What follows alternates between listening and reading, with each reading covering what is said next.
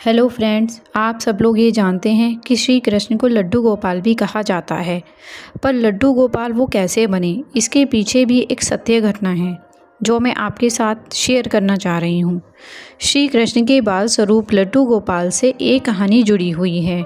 यह पुरानी कहानी है कि व्रज की भूमि पर श्री कृष्ण के भक्त कुंभन दास रहते थे। कुंभन दास हमेशा ही ठाकुर जी की भक्ति में लीन रहते थे। कुंभन दास का एक बेटा था रघुनंदन। रघुनंदन बहुत ही सरल और भोला था। एक दिन कुंभन दास को एक नगर में प्रभु श्री कृष्ण का कीर्तन करने का बुलावा आया।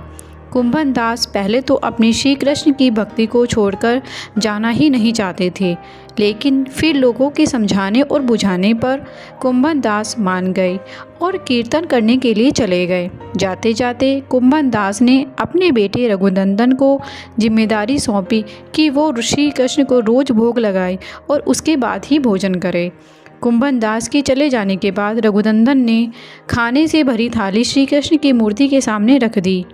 रघुनंदन इतना भोला था कि उसे लगा कि श्री कृष्ण स्वयं अपने हाथों से खाना खाने आएंगे, लेकिन थाली यूं की यूं ही भरी रही।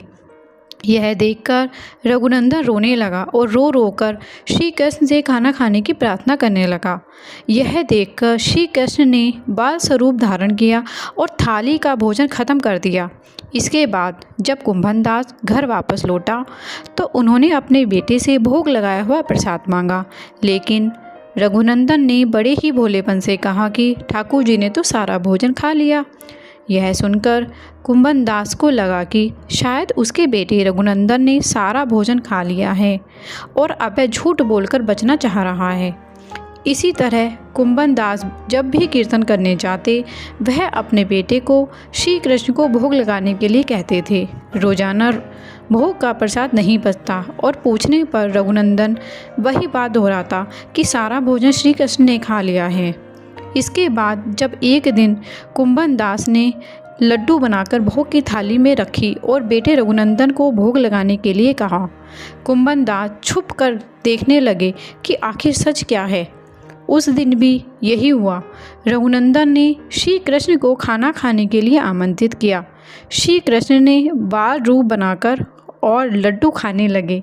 जब कुंभन दास ने स्वयं श्री कृष्ण को बाल स्वरूप में देखा तो वे दर्शन के लिए दौड़े चले आए। उस समय कृष्ण के एक हाथ में लड्डू और दूसरे हाथ में लड्डू जो मुख में जाने ही वाला था कि वे एकदम जड़ हो गए। इस घटना के बाद से ही उनकी इसी रूप में पूजा की जाने लगी और श्री कृष्ण के इस बाल स्वरूप को लड्डू गोपाल कहा जाने लगा।